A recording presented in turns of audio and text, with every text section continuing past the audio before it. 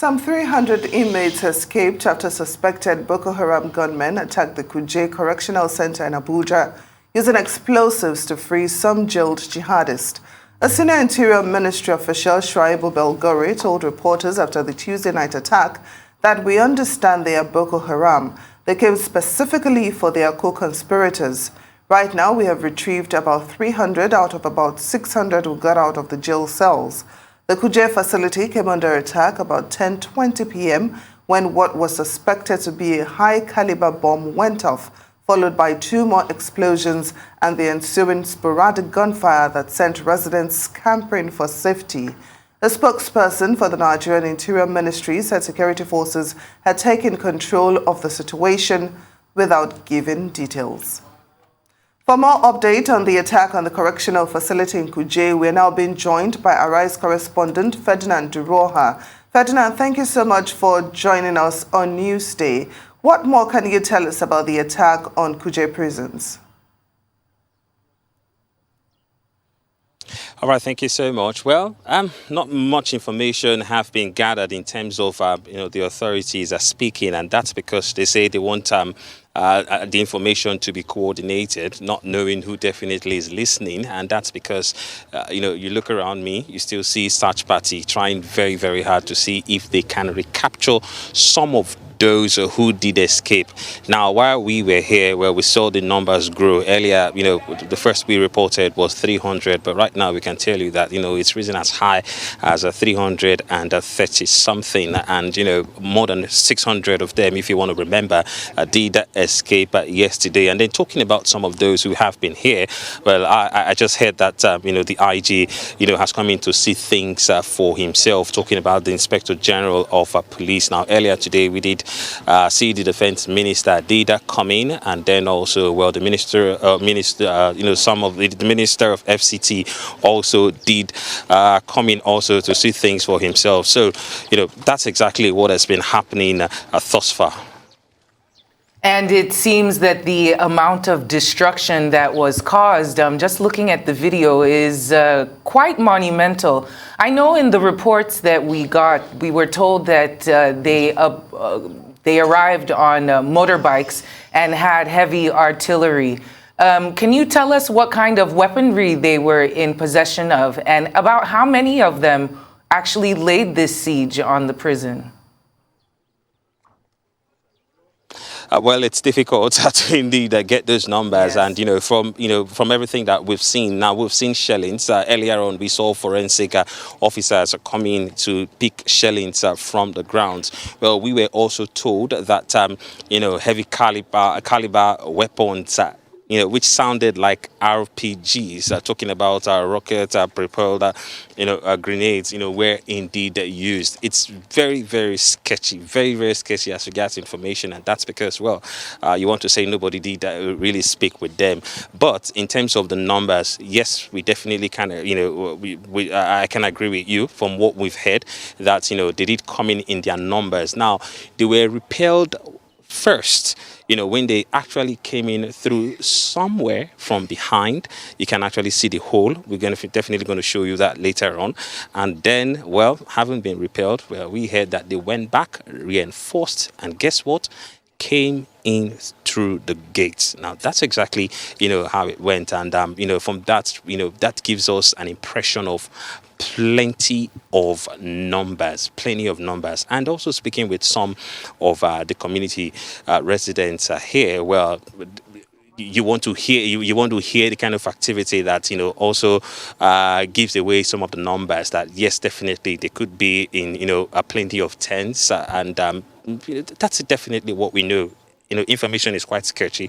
And then talking about casualties, well, it's also, safe to stay within the numbers that we have seen. I can actually confirm that we did see around 5 bodies. Well, all of them, I can confirm to you that they were indeed inmates. Well, some of them, well, perhaps those who wanted to escape, well, some of them perhaps, those who were hit in the crossfire while the attempt was made to did free, those other inmates. And then we can also remember that the Minister of Defense did confirm that, yes, on the part of the security agencies, yes, one casualty was sustained, which was a civil defense officer. And that's exactly as much as we know. And so when you put the numbers together, well, it's as much as 6. We hear that, not too far from now, a statement will be coming out from the Medium Security Custodial Center talking about the PRO. So maybe when that statement comes out, we will have a comprehensive number of escapees, a comprehensive numbers of those who have been able to be, those who have been recaptured, and then also numbers in terms of casualties. Well, we did ask the name, and that's because personally, being a defense correspondent, I think that's indeed something that we have to improve upon. Each time we hear people, die, we do not know their names. Now that, we did ask about the name of that officer who did, lose his life, during the, who was killed during the incident. And we were told that his families have not been informed yet. And so that's the reason why they have not put it out there.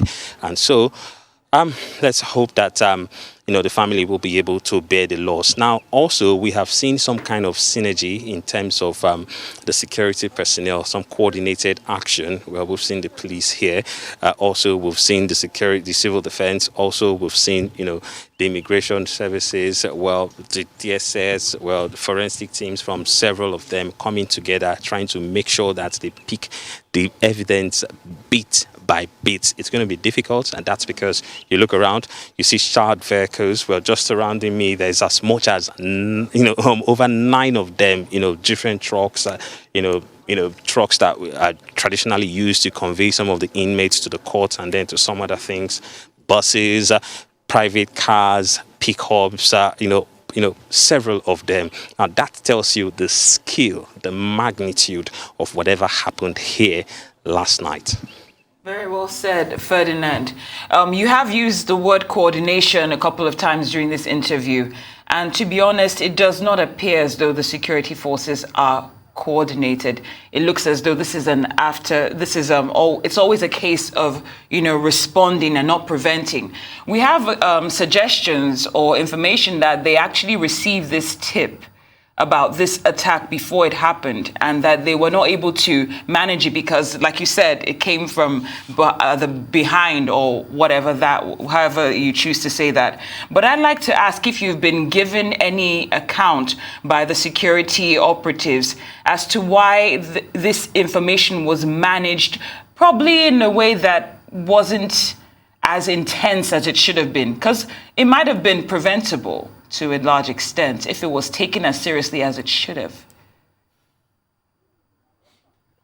Well, definitely, I totally agree with you. Now, I'm not just going to go back to, whatever intel that must have been gotten or that was received days ago or weeks ago. I'm going to go back as far back as 3 years ago. Now, in the last 2 years, Arise News have visited as much as 3 to 4 facilities. Personally, I visited 3, facilities that were under attack in Imo State, in Kogi State. The last one was in Kaba in Edo State, and then right now the Kuje facility, which is supposed to be one of the most sophisticated and then one of the most secured, considering the fact that it is in the FCT.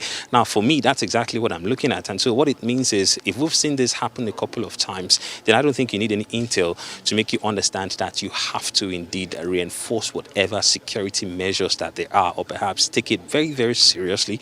Also understanding that, there are some high-profile suspects who are indeed,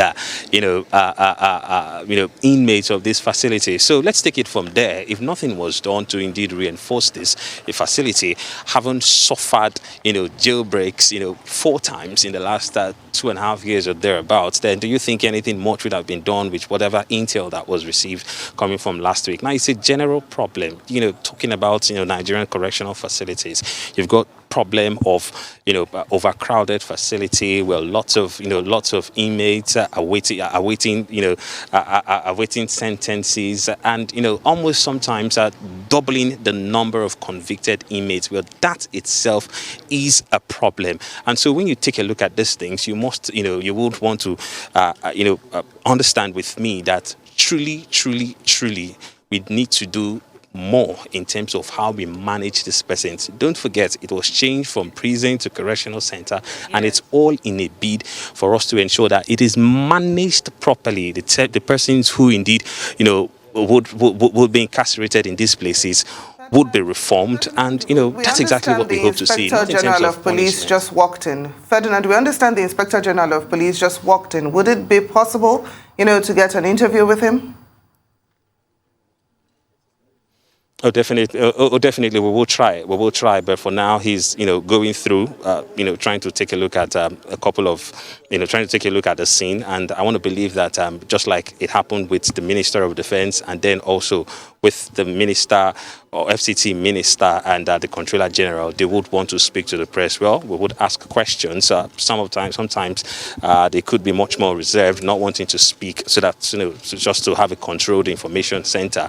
We definitely will do our best. The media is around, trying to set up to see if we can solicit that interview. I use that word, solicit, and that's because sometimes it's often very, very difficult. But from what we've said, well, already we've seen the damage. Well, it's been assessed by some of the major stakeholders. Don't forget, the police is a major stakeholder when you talk about prosecution, when you talk about arresting, when you talk about putting, going through, the processes of getting some of these people going to the judicial processes, and those who are guilty are incarcerated, well, those who are found innocent are indeed released. And so the IGP coming in here is definitely what we expect. So we will wait and see. But there definitely will be lots of rhetorics. Well, there definitely will be lots of speeches. Well, some of them would be uncalled for. Some of them definitely might give us an insight of exactly what happened.